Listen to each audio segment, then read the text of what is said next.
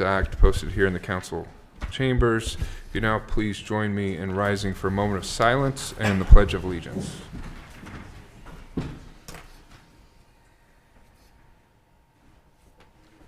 Pledge allegiance to the flag of the United States of America and to the republic for which it stands, one nation, under God, indivisible, with liberty and justice for all.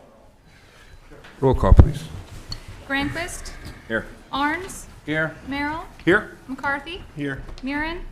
Jackson. Here. Clausen. Here. Hildebrand. Here. Okay, with that, I would look for a motion to approve the consent agenda. So move. Second. Motion second. If no discussion, please vote.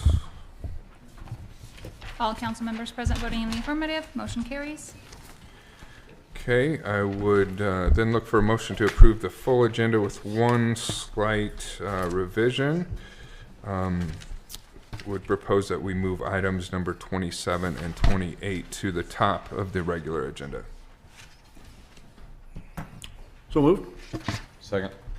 Motion second. If no discussion, please vote. All council members present voting in the affirmative. Motion carries.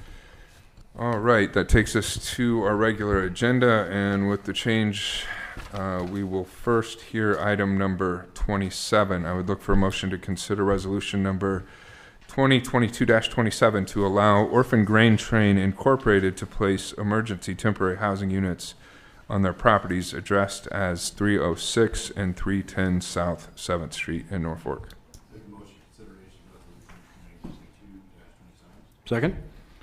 Motion second. For some background on this, we'll hear from Andy Colvin, our city administrator, please. Thank you, Mayor and Council. Thank you. These next two items stem from a conversation between the mayor, myself, Pastor Wilkie, and Grant Schmidt from the Orphan Grain Train. As Pastor Wilkie did discuss in the work session today, there is a plan that they have, and they have access to these man camp structures. I don't know if that's a technical term, but that's the one we're going to use for these purposes, to house Ukrainian refugees.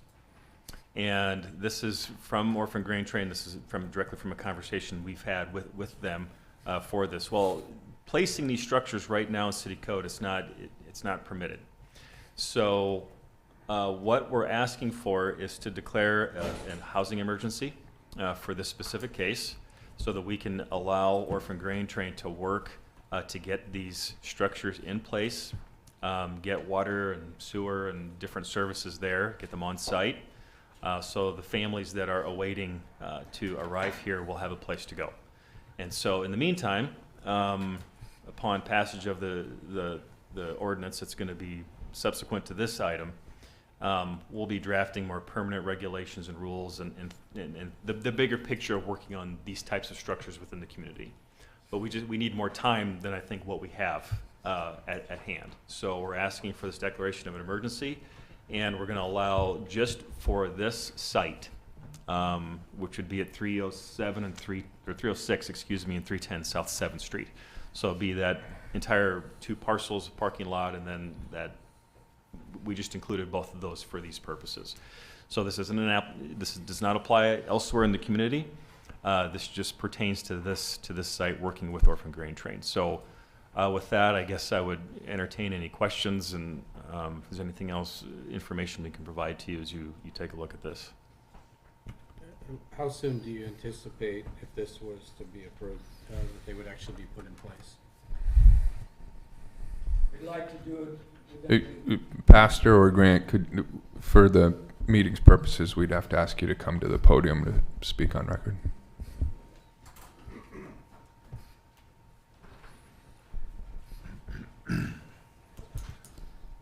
Grant Schmidt, Orphan Grain Train. As Pastor said, we'd like it as early as a week. This gives us the temporary housing in case with all this issues that you heard before in the workshop or the workplace, whatever you just discussed. This doesn't delay the process. It also puts it on property that we own. And it's just a good solution to get this ball rolling right away. And I do have a follow-up question with that. Then how long do you anticipate they would actually be at that location? Well, it'd be temporary, and as you heard earlier, we've got to get these people work permits so they can get out and work legally and start paying their own rent. So this is something that is going to be kind of liquid in one sense, but until we can get them on their feet, get their own income, get their own finances in order, we're going to need this in place. So, I don't see how we could not have this minimally in place, minimally for 12 months, to be honest. But, right now it's just conjecture. No, that's, at least it's an estimated time frame. Yeah, and I would say minimally that would be because, one of the sense, if we do this all correctly as we plan to do, we got the funding, as Pastor mentioned, we hope there's government assistance as well. That then as one leaves, can we bring in another family and continue to make this work as long as we see this being a healthy and a functional operation? Grant, for the record, how many people are we talking about here? This camp would would fit about 31. Okay. Housing, and the site that Andy mentioned is the Clayton Andrews facility, parking, and we'd also look to try to renovate some of his old building to make it kind of like a gathering place too as well in there that we have. Okay, thank you. Any idea what these look like? I mean, are they going to need painted when you bring them in? Or Yeah, they're all in very good condition. We're very impressed with it, interior and exterior. It will not be an eyesore. So, yeah, I think camp, we should try to find another word other than camp, because these are steel structures, right, that Correct. are accommodated with water and sewer, and they are temporary housing units, and that is their purpose. And for our situation, these would be simply used to house folks until they can get their own permanent homes. Yeah, they aren't going to want to live there. That's not where they want to make their residence, and we understand that. So, but we want to keep them here in Norfolk. So, what about the proximity to the railroad tracks? And I guess I can't really visualize where these are going. Is there a concern there with the railroad? Or? well, where Borgman's at, Yep. 7th Street. So it's going to be in that parking lot directly between that and the Andrews building. So yeah, they're going to have to cross 7th Street to touch the railroad tracks. I got you. Yeah. So they're on the other side of the street. Correct. Got it, yeah. Mhm. And just for the record, I'd like to note too, as we've discussed this and talked about, again, this being a right thing to do by these people who are looking to start their lives over, in essence, and ultimately good for a community that's welcoming and has several open areas of employment right now. There are ways that the city, through our economic development assistance, can help with employment placement, but also help with housing placement too, through our housing agency and other housing organizations through the community. So this will be a collaborative effort, should this all take place, to make sure that these folks are well accommodated and that their integration into the community is a smooth one. So I don't know, Andy, is there anything you'd like to add to that in terms of economic assistance or housing? Okay. Is that fair? Our housing agency and other housing organizations stand ready to help find long-term housing. The best that we can offer is to be just another resource and a partner with Orphan Grain Train as they move forward on this with our other partners. That was one question I had, is what financial obligation do we have as a city? At this point, none. Yeah, right. Any other questions? So the only ask of us tonight is for the temporary housing on those two properties, correct? Yes. Okay. Thank you, Grant. Any further discussion, council? All right, hearing none, please vote. All council members present voting in the affirmative, Resolution 2022-27 is adopted.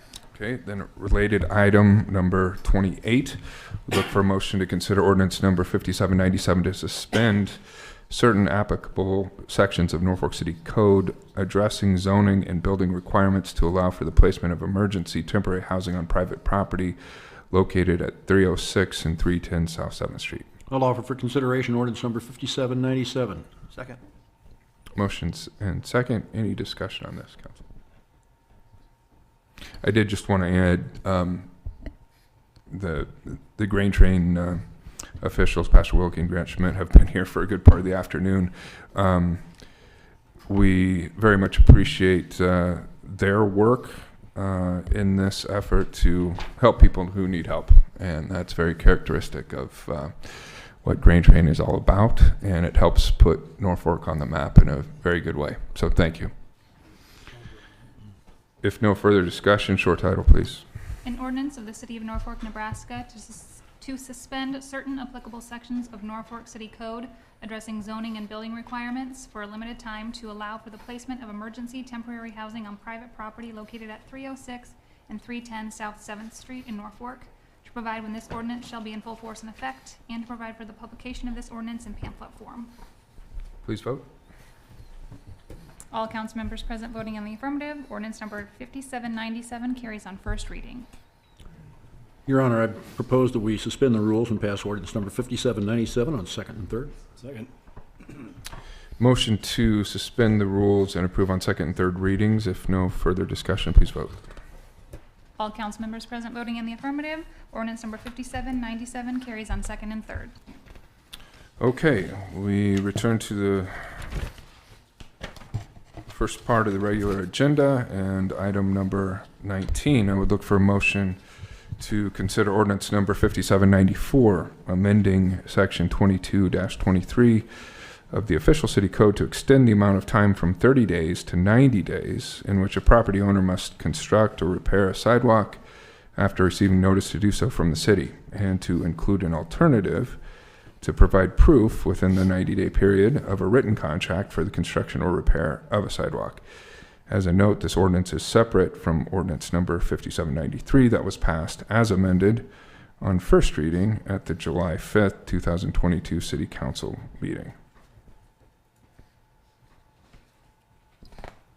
Offer for consideration of ordinance number 5794. Second. Motion and second. For some background on this, we'll look to Steve Ramus, our City Public Works Director. Mayor and Council, this was passed on first reading at the last meeting and is up for second reading tonight. What this does is we go out either by request from a complaint or just as part of regular business to look at sidewalks. Can I help you here? Yeah, Sorry. I know we're gonna go ahead. Took it to the wrong. This was kind of my fault, so I apologize for the confusion. It's not really Stephen's fault. So what happened here was at the last meeting, considering ordinance number 5793, and at that time what staff had brought forward before you council was an amendment to extend the time from 30 days to 180 days. I was not here on that date. My understanding and recollection, and I did watch the video, but it sounded like that there was conversation that 180 days was too long. However, council agreed with staff's assessment that there should be some there should be some extension of the time, because 30 days, given current economic conditions and what we're experiencing with some of these issues, it just wasn't enough. So at the time, conversation led to an amendment proposal that we'd go to 90 days.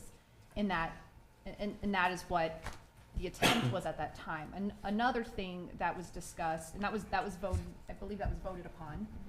Another thing that was discussed was adding at the same time an alternative that somebody could give proof within that 90-day period of a written contract for the construction or repair of a sidewalk. So even if that 90-day period was going to run, they could still provide proof that they had engaged a contractor to complete the work. Because that provision and that discussion, that was not part of the original proposed ordinance that we brought before you, that was a significant substantive change. What my office did was prepare a new ordinance, and that ordinance goes from the 30 days to the 90 days, but it also offers the alternative that a homeowner or a property owner could provide within 90 days, an agreement between that person and a contractor for that. And so because that was a completely different ordinance from the initial one, what staff is doing is presenting 5794 for first reading, and then the subsequent one that's on right now is number 20. That was the one from last time. We're asking that you would vote to deny that one. So I know it's a little confusing. I didn't intend to make it that way. It just kind of is. But if you have any questions between Stephen and myself, we can probably do a decent job of answering them. So if 94 passes, then the next, item 20, we vote against. Yes, sir. Okay.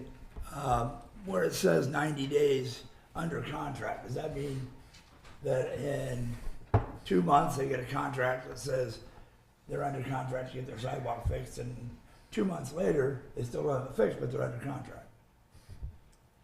I can read you exactly what the language says of the ordinance. And Right, but I'm asking, if they play exactly what the language says, they can be 4 or 5 months down the road and still not have it fixed, as long as they're under contract before 90 days. Yes.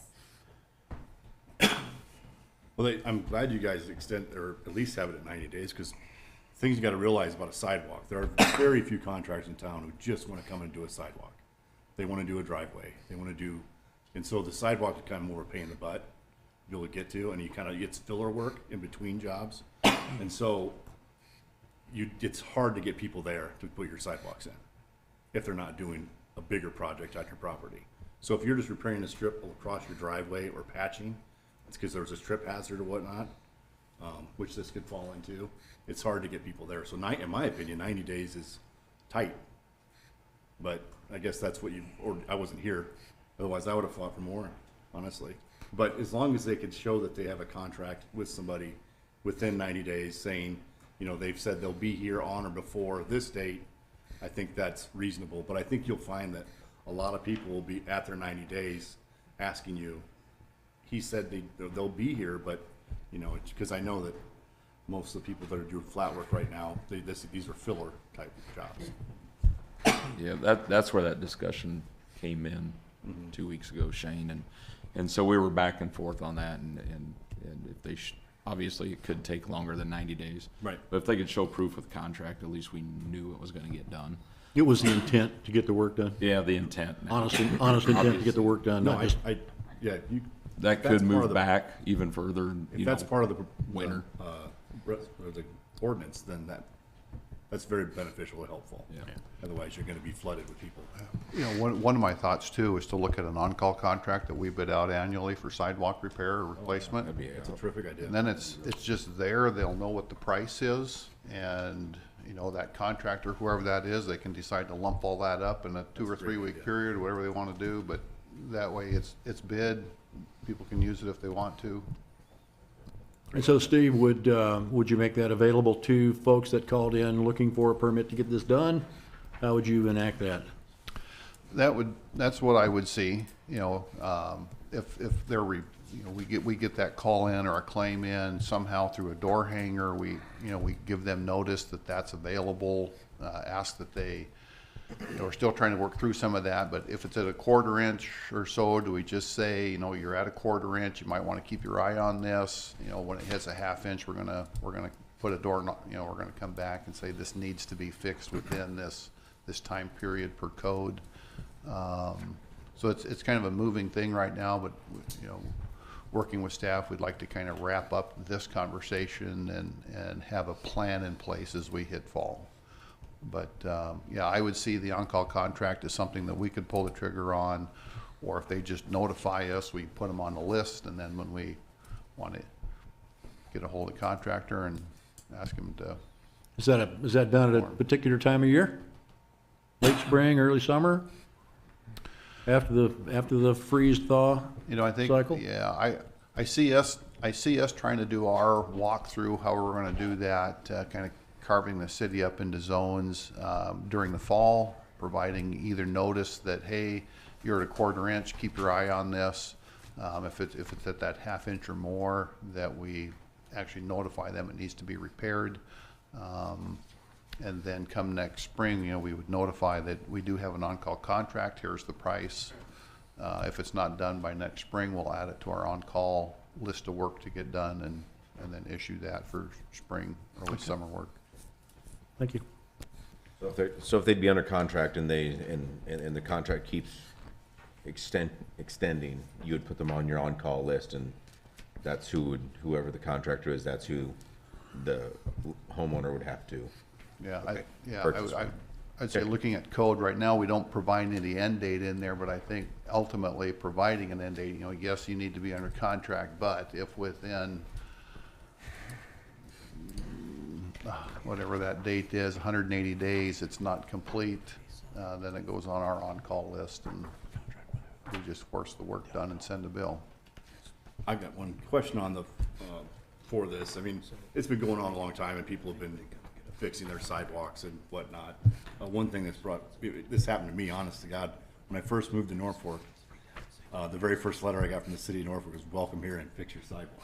So I had to tear out and replace a bunch of sidewalk at my house right at it when I moved here. And I had just bought the house, you know, everything was financing was tied up, loan was tied up, and all of a sudden I was hit with, boom, you gotta replace a bunch of sidewalk. Now I did it all, but it was easy for me because that's what I do. But financially, it was a major constraint. Is there something moving forward where, you know, if you could possibly qualify just based off like income type deal, where it could be a bond and assessed to the property through the city? Is that something that could be looked into for some of these? I do think that that's an option as well. You know, we could look at, you know, if we're going out, doing our inventory in the fall, we send the notifications, you know, we could include that we have an on-call contract at this price. If the work's not done within a certain period, we'll roll it into a sidewalk repair. I'd need to look and see, you know, what our options are in terms of a district or something like that around that. I'm not 100% sure on that, but it would be convenient to have an option like that then we could assess over a 7-year period. Thanks. Yeah. Any other discussion? If not, short title, please.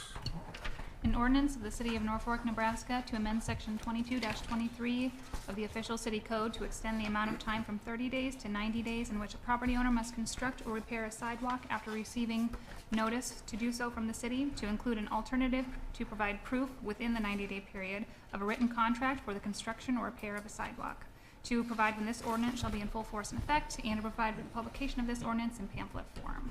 Okay, please vote. All council members present voting in the affirmative. Ordinance number 5794 carries on first reading. I'll make a motion to consider that we pass this on second and third reading. Second? Motion second to suspend the rules and approve on second and third readings. If no discussion, please vote. All council members present voting in the affirmative. Ordinance number 5794 carries on second and third. Okay, item 20, I would look for a motion to consider ordinance number 5793, amending section 22-23 of the official city code to extend the amount of time from 30 days to 90 days in which a property owner must construct, repair, or be under written contract for the repair of a sidewalk after receiving notice to do so from the city. This ordinance passed on first reading as amended at July 5th, 2022 City Council meeting based on the proposal of ordinance number 5794. Just preceding this item, staff recommends denial of this ordinance. I will offer for consideration ordinance number 5793, amending section 2223 of the official city code. Second. Motion second. This might be the first time I remember us bringing something forward for us to kill it right away. So this might be fun. So are we actually bringing something backwards? All right. All right. Unless any discussion Oh, sorry, short title. An ordinance of the City of Norfolk, Nebraska to amend Section 22-23 of the official city code to extend the amount of time from 30 days to 90 days in which a property owner must construct, repair, or be under written contract for the repair of a sidewalk after receiving notice to do so from the city, to provide when this ordinance shall be in full force and effect, and to provide for the publication of this ordinance in pamphlet form. Okay, please vote. All council members present voting in opposition. Ordinance number 5793 fails. Okay, item number 21, I would look for a motion to consider approval of an agreement with Norfolk Crush LLC, a Delaware limited liability company in the city of Norfolk, to extend water and sewer north approximately 3,200 feet to Newcore Road along North Victory Road from their current points of termination approximately 500 feet south of Industrial Road. I'll make the motion. Motion and second, and to hear background on this, Steve Ramus, please. Mayor and council, before you is an agreement with Norfolk Crush to extend our water and sewer services on Victory Road from just south of the industrial highway. Both terminate right at about the entrance to Norfolk Iron and Metal, and extend those approximately 3,200 feet to the intersection of Victory Road and Newcore Road. What this agreement does is set in place the conditions of that extension. The big picture is Norfolk Crush would pay for the extensions, and in exchange then for them covering that cost, we provide a water rate to them for a period of 10 years that pencils out for the total of their consumption, which is right just under 8 million gallons a month, would total about a penny per 10 gallons. What this does, typically on these, or it's not uncommon on these, that the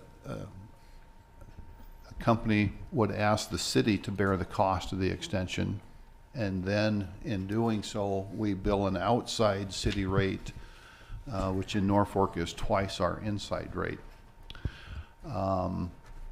If we were to do this kind of looking at the traditional method of we cover the extension cost, that would cost us about $14,300 a month, and we would bill an outside city water rate totaling about $19,543, which would give us a net of $5,227 a month to operate, for that water service. With Norfolk Crush willing to extend that on their dime and asking us for a rate of 1 cent per 10 gallons, their monthly bill would actually be little over $7,800. So it's to our benefit to consider this in terms of what they're actually going to pay, what we're going to capture for that water service out there to Norfolk Crush. It's a benefit of about $2,500 more per month than if we did it traditionally, where we cover the cost of the extension and they pay us the out of city water rate. We see it as kind of I think a benefit to them and a benefit to us.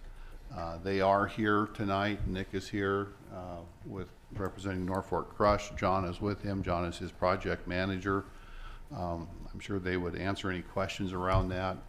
Chad Roberts is also here tonight. He's our water sewer supervisor out at the plant, and if you have questions around system capacity, anything around our system and its capacity and what we generate, he can certainly answer those questions as well. So kind of with that simple background, I'll turn it over to you folks for questions.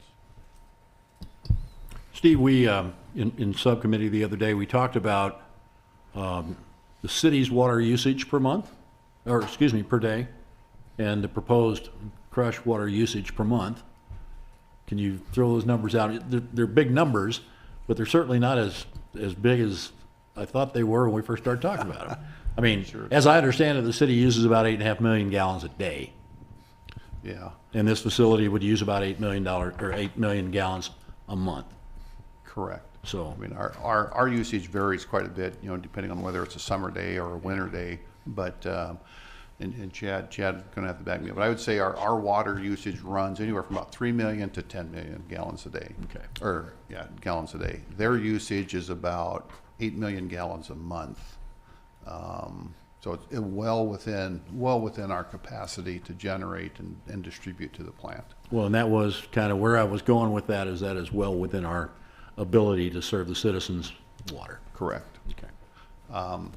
The other thing that came up at that meeting, and I can certainly provide a little bit of background, and then Nick and John can answer more in-depth questions, but initially they came and they were just looking at wells. They approached us a little bit later, I'd say early May, as I recall, with this concept that they'd like to attach to city water. It is my understanding that they will still be on wells, that about 2/3 of their water for production would be well driven, and about 1/3 of the water roughly would be provided by the city. There's a big matrix of information that they look at, groundwater temperature versus our temperature, the water we contribute, all ties into their process.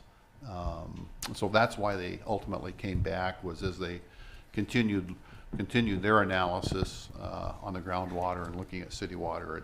It seemed to be, certainly an advantage to have the access. Again, if a well breaks down and they need to pull a little bit more through, we would certainly be able to push that extra capacity to them as well. So there's a little bit of backup factor in there too. Steve, is this utilizing the water tower out there by Nucor then? Is that how this works? It does, and that's another reason that we're looking at this favorably. It allows us, there's a water age that sits in that pipe. We monitor water age very, very close. So with this kind of a demand on there, that allows us to move that water in and out of that tower on a very regular basis and avoid any issues with water age.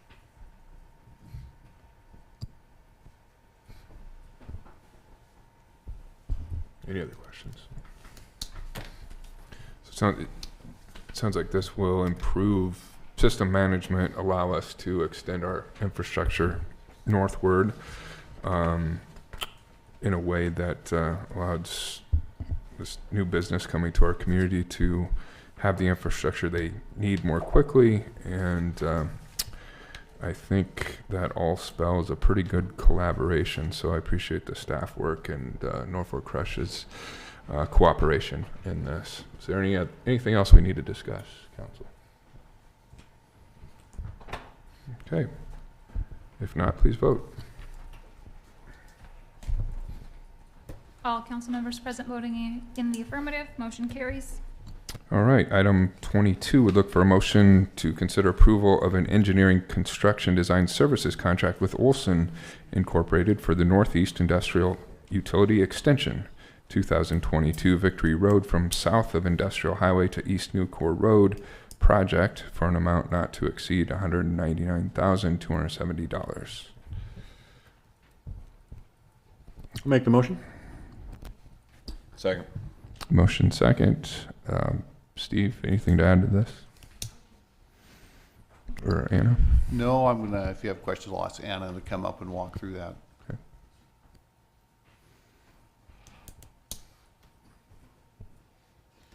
Good evening. So this is for a design contract with Olson and Associates, and this is in reference to the agreement that we just talked about.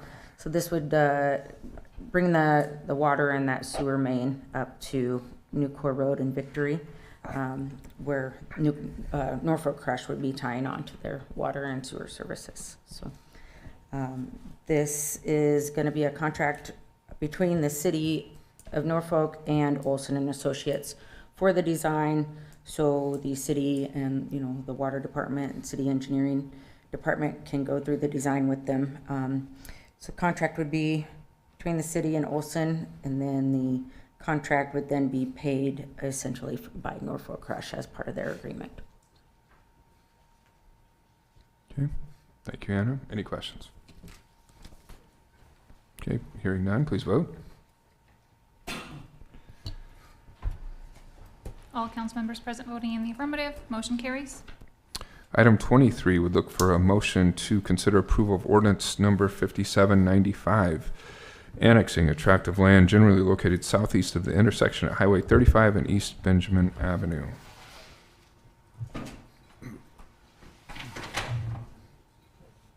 I'll make a motion for consideration of approval of ordinance number 5795. Second that. Motion second. For some background on this, Steve, frame this, please.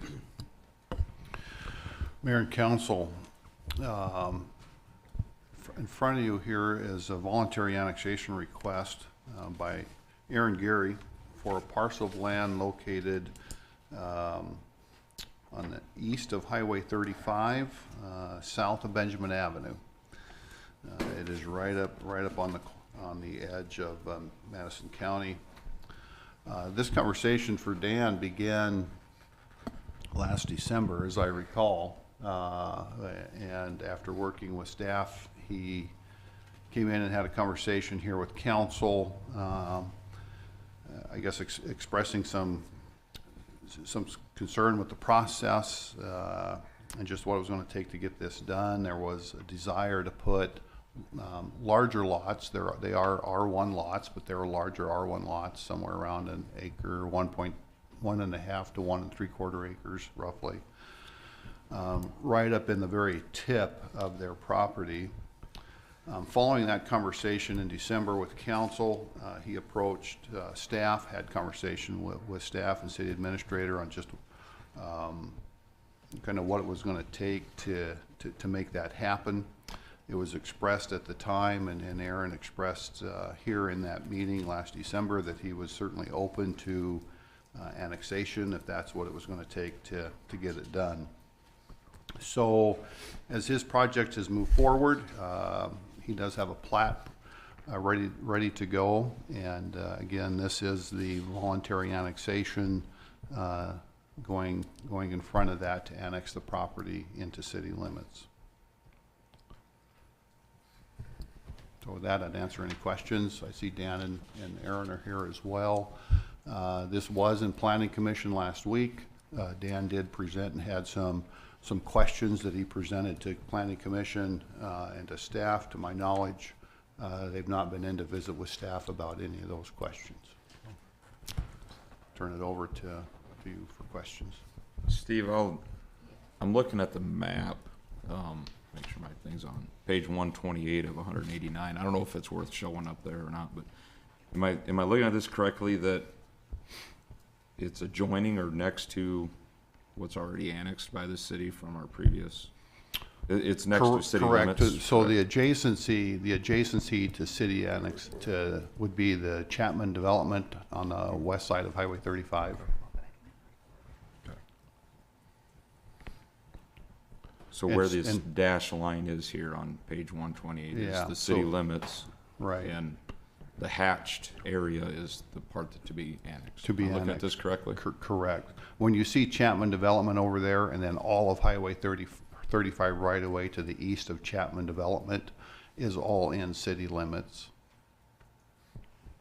Gotcha. So basically abutting up to Wilson's property, which is where Dollar General is also. Correct. The Rats addition you see there are 3 lots. I think there's two homeowners that sit on those 3 lots down there. Those 3 lots or those two residences would be surrounded now by city limits, and we would ultimately go back to them and see if they're willing to come in under a voluntary annexation as well. They are on water and sewer, or they have water and sewer to them right now. How many acres is this parcel in question, Steve? Let's see if that's in the, I don't remember if that's part of the legal description or not. I don't see it as in the legal description. Do you know, Val, what the? From county GIS, it looks like it's about 43 total.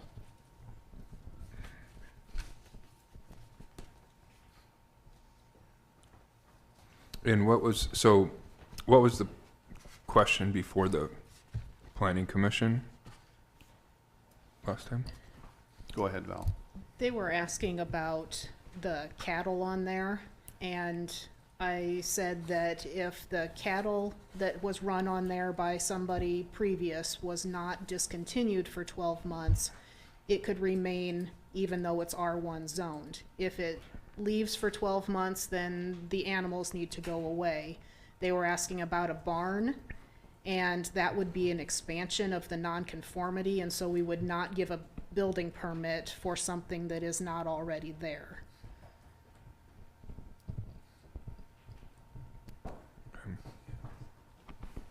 Yeah, discussion, public discussion is allowed, so anyone wishing to come Let me- forward can do so. Let me ask one more question. Water and sewer runs where along this property? Is it along 35 or?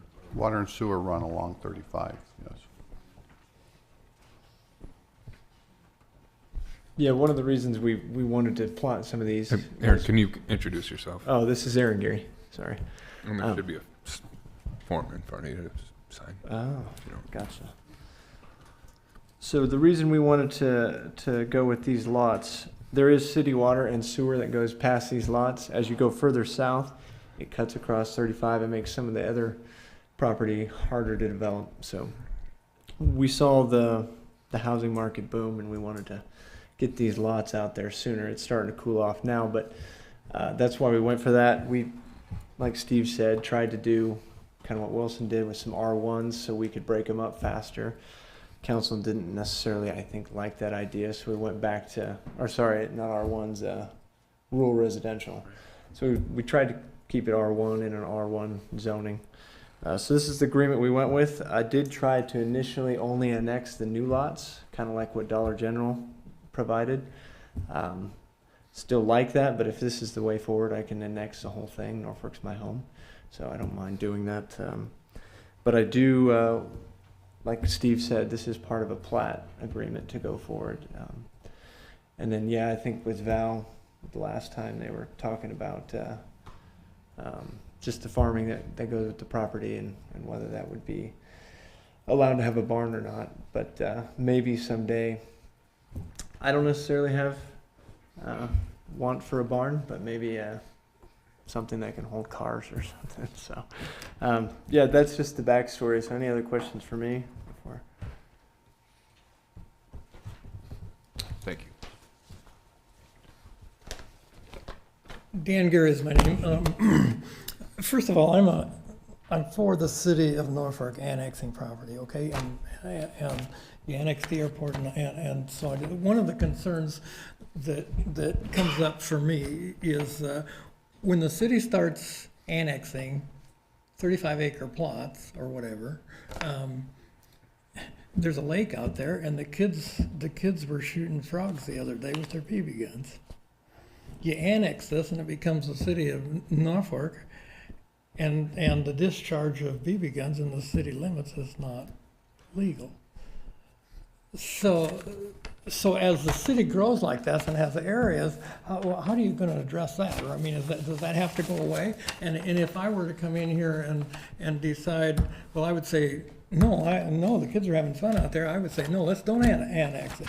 But that isn't, that has stunted the city's growth in the past. So I would urge you to look at these kind of things of when you get bigger and bigger like this, what are you going to do with those kind of rules? I don't know. You can't have an ordinance to fit the facility. I mean, this is a voluntary annexation, right? Well, Thank you. You'll give us the lots if we annex, and basically you're coming that way anyway. So yeah, no, it's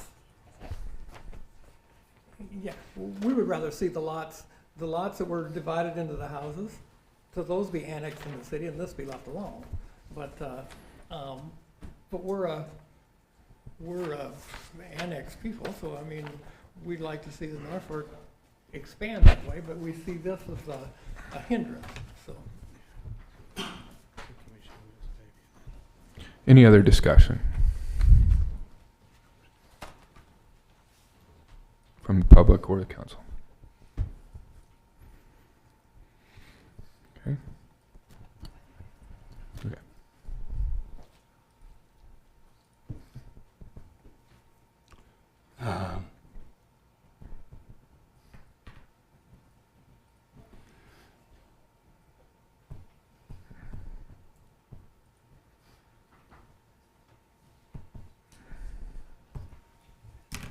live out in the country at 3301 East Benjamin. And Can you tell us your name, sir? we set, Can you tell us your name, please? pardon? Can you state your name, please? My name is James Murphy. Thank you. We, our neighbors and myself saw the development beginning. Well, we sat there, it was a cow pasture, and we were happy with that. And then all of a sudden, we know there's a Dollar General there, unbeknown. And then we thought, well, how is this rural, or is it agricultural, or is it commercial? Or can they put commercial anywhere on that property? That's my question. And then can you annex wherever? I live north, so is the annexation, can they come and just annex you whenever the city sees fit? And what's involved in annexing?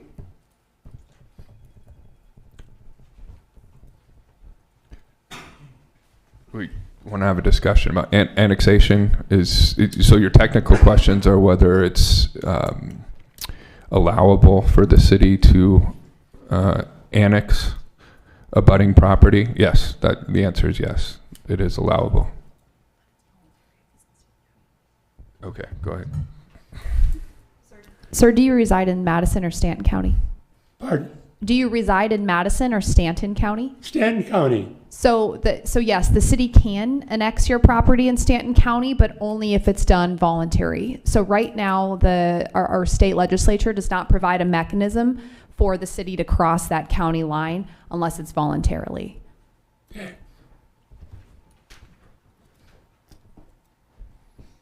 Any other discussion?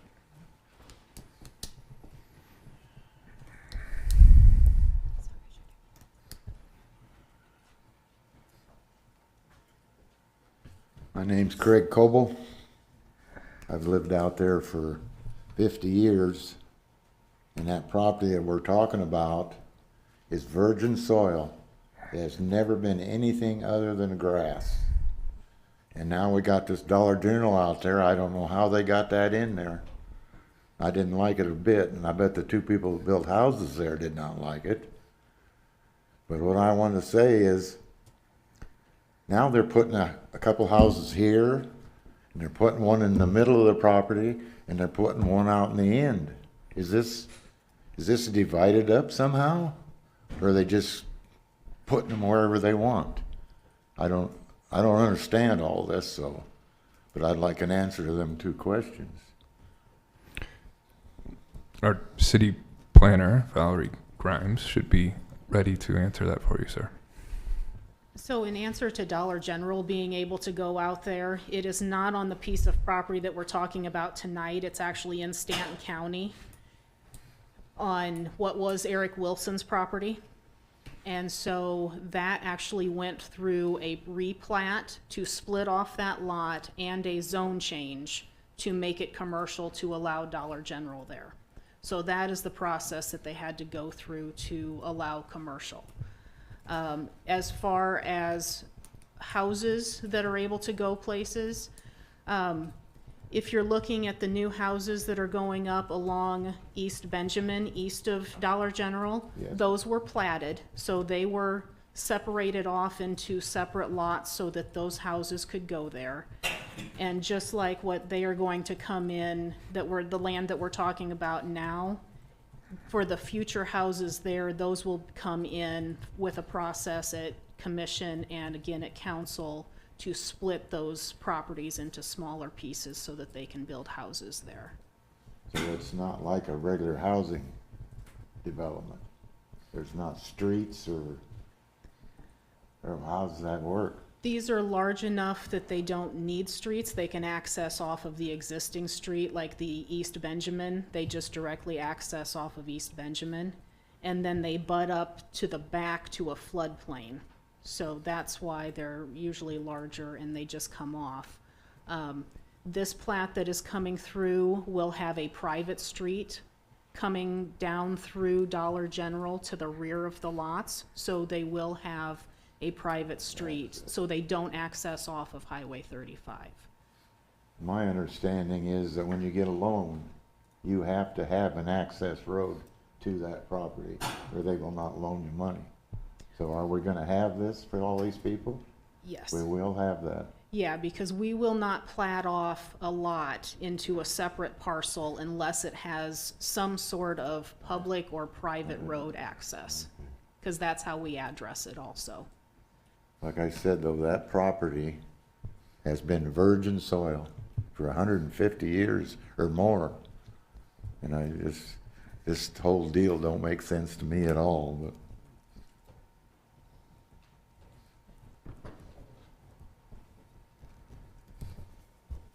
And another thing, they just put pile of dirt for an access road right in the middle of the property. But they don't use no culverts. And every person that lives out there has a culvert. And I'd like some kind of answer to that too. I mean, they just put dirt in there. No culvert. Is that legal, or does Norfolk have anything to say about that at all, or? I think those are things that we can talk more about, and Val might be able to talk with you after the meeting on how that works. Is that okay, Val? Okay. All right. Thank you, sir. Yeah. All right. Any other discussion? Hearing none, short title, please. An ordinance of the City of Norfolk, Nebraska to annex to said city a tract of land lying in the east half of the northeast quarter, lying south of Highway 35 right-of-way and including the highway right-of-way lying adjacent to said tract in Section 24, Township 24 North, Range 1 west of the 6th PM, Madison County, Nebraska, repealing all ordinances in conflict herewith, and to provide for the publication of this ordinance in pamphlet form. Okay, please vote. All council members present voting in the affirmative. Ordinance number 5795 carries on first reading. Item 24, would look for a motion to consider approval of a consultant agreement with Tool Design Group, LLC, for complete streets grant services for an amount not to exceed $4,000. I'll make a motion for consideration. Motion and second, and to hear some background on this, Anna Allen, our Assistant City Engineer. Thank you, Mayor and Council. This is for an agreement with Tool Design Group. We have talked with them in the past to work on a complete streets concept for the city. This was prior to hearing about a grant opportunity. And the grant opportunity is part of the bipartisan infrastructure law.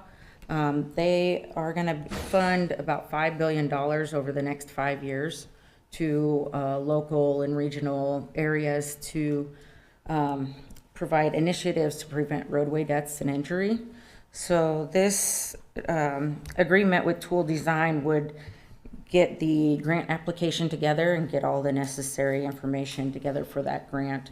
If we were to get that grant in the amount of $200,000 is what we were asking for, we would be able to start the planning portion of this program, which would be really great because we could go ahead and start looking at feasibility studies, some data collection, and some planning and design for, safer bike networks, some traffic calming devices, speed reduction areas, crosswalks, different ways to, prevent injuries and death on our streets to allow for everyone to travel safely. If you have any questions, I can answer them. And is there a grant application deadline that you know of for this particular? September 15th is the application deadline. Okay. We have spoken with Tool Design and our local NENED office, and they made it sound promising for this grant opportunity. We would fit that criteria pretty well. Okay.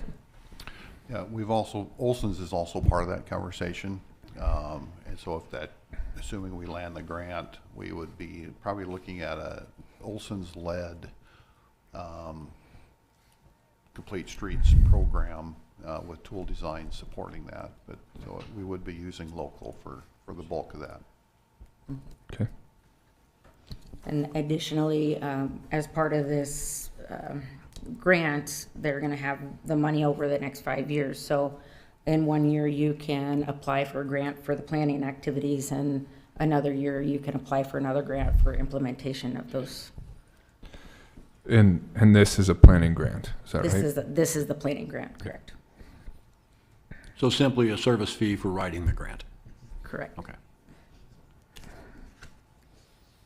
Okay. Any questions?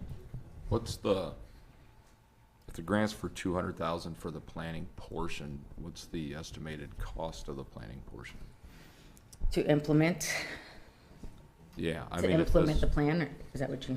Yeah, if we happen to get the grant, it's $200,000. That's $200 less, 200,000 less than what the planning portion would cost. What is our total planning portion of this design?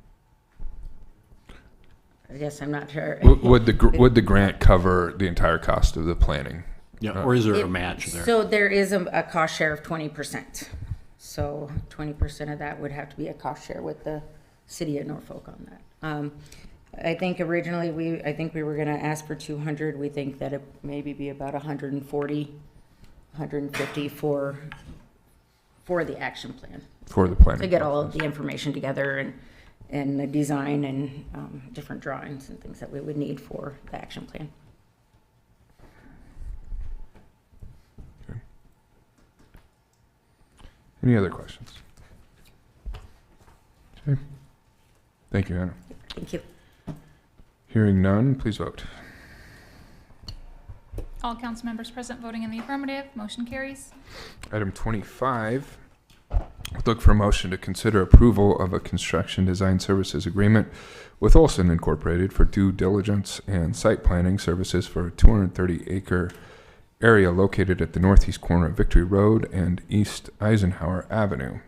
Total project fee is $53,900 and is being funded through an NPPD Site Readiness Assistant Grant for the McAyers LLC and from the McAyers LLC and City of Norfolk Keno funds.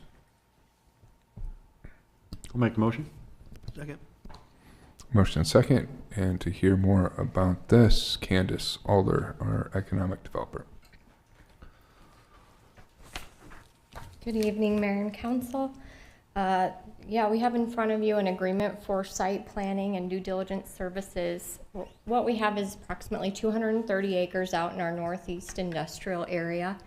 This is two separate parcels.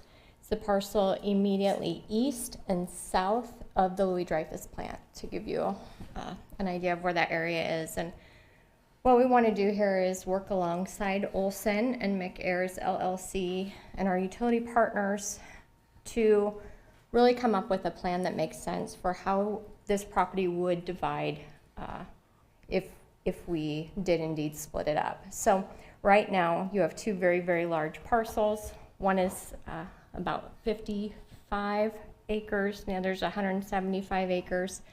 And what we want to do is have a plan, have a really great understanding of the challenges that are associated with this area and what the strengths are.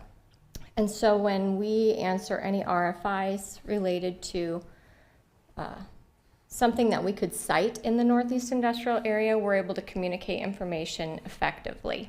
This is very similar to what the Greater Norfolk Economic Development Foundation did out at Bradford Business Park, except we would not be implementing the infrastructure.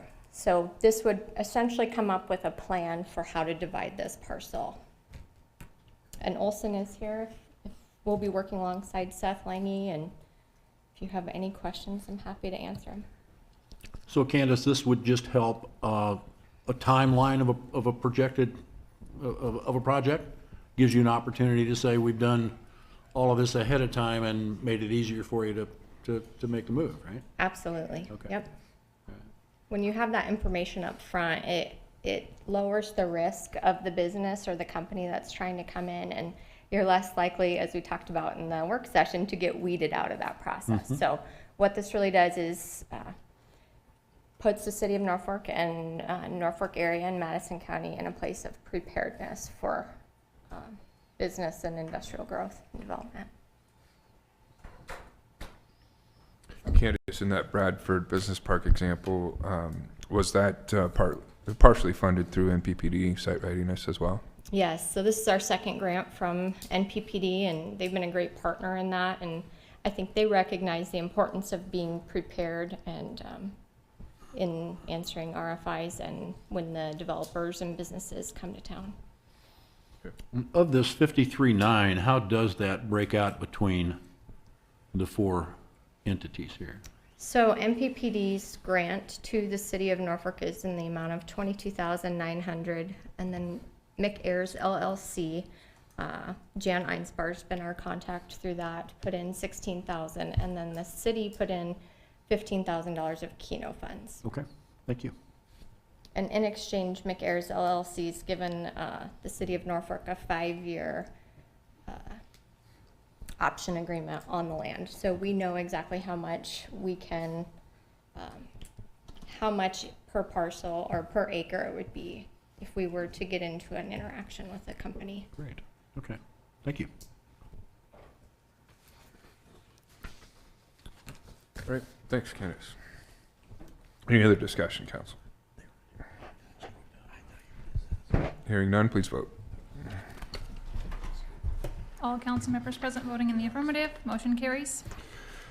All right, last but not least, item 26 would look for a motion to consider ordinance number 5796, authorizing issuance of special assessment bond anticipation notes in the principal amount not to exceed $225,000 for Water District 127.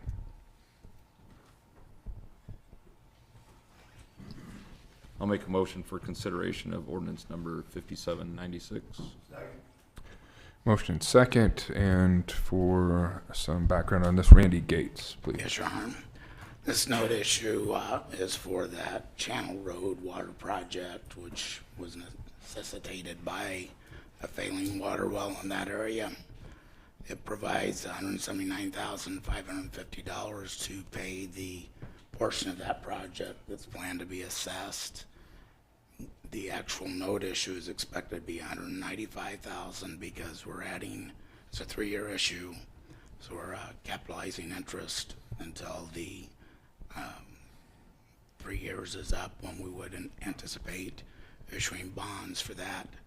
It has a 1-year call, so we could call it earlier if it becomes advantageous to us. We like to have on these little ones a fairly long maturity period, so we aren't going out there and trying to do a tiny bond issue. We can wait until we have other special assessment projects to combine it with.